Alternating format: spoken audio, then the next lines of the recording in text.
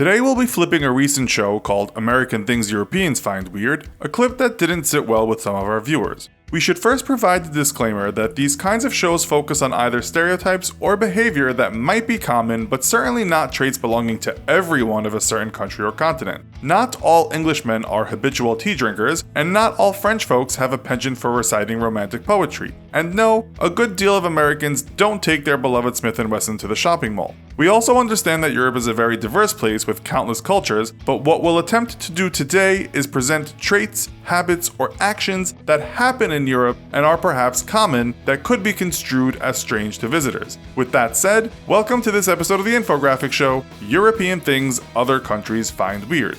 Don't forget to subscribe and click the bell button so that you can be part of our notification squad. We'll start with food. Now, depending on where you come from in Europe, eating habits change dramatically. If you visit places such as France, Italy, or Spain, you might find that food is much more than sustenance and meal times are quite a cultivated matter. In Italy, you could expect to take a 2-hour lunch, sometimes with wine, on a workday. Food matters. In France or Spain, dinner might last all night, and again, wine is often there at the table. Dinner is often sacrosanct, and it's a time for sharing and talking, and often many courses are served. For most visitors to these countries, if they end up being invited to a family dinner, they will often be pleasantly surprised by the sheer volume of treats and also the wonderful conviviality. You may also find that once you have made the acquaintance of some Europeans, they can be quite tactile and for some people get a little too close. While in some southern European cultures you might find men, just friends, holding hands as they walk down the street, it's not uncommon in Italy, Portugal, France, or Russia for men to cheek kiss as a sign of friendship. You might have to be very close to that person, but once you've established a close bond, this is something you may have to get used to.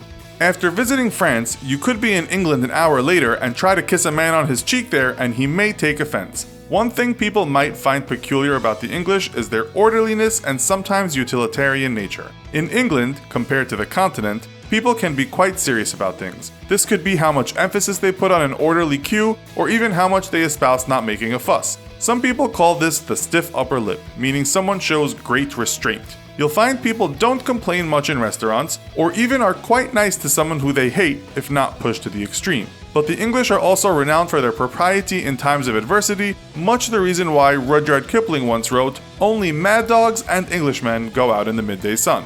He was referring to English people dressing up in the hot tropics during the time of the Empire. Anything to keep up appearances. We will now move over to the Netherlands, a country that has surprised many visitors time and again. One of the most shocking things to people is Amsterdam, first with its rather open and diverse red light district, but perhaps more so because there are cafes you can go in and choose from quite a lengthy menu of marijuana. In most countries, you might find drugs and prostitution in rundown parts of town, but in Amsterdam these days, it is quite safe and also picturesque. Another thing you might find strange in the Netherlands is the amount of bicycles and how they crazily zip about. The Dutch respect their bikes, and drivers must respect them too. In the Netherlands, there's even a special way to open a car door so there is no way you will open it on someone passing by on a bicycle. This involves opening the door with the hand furthest away from the handle. Kudos to the Dutch for coming up with that. Some people call it the Dutch reach, and it's a lifesaver. If you are going to spend a significant amount of time in Europe, you might come across the most passionate and sometimes scariest sports fans you'll ever see.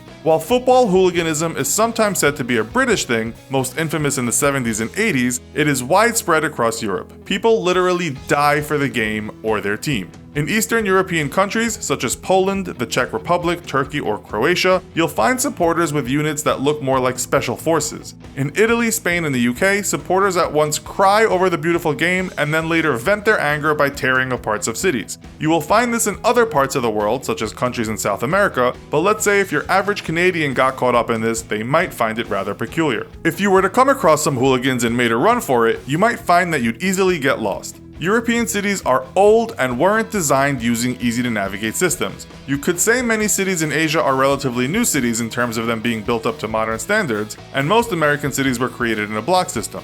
Wandering through alleyways in Rome, following those country roads in the Scottish countryside, or navigating the cobblestone streets of Dubrovnik is one of the highlights of any trip, but before GPS came about, getting lost was assured.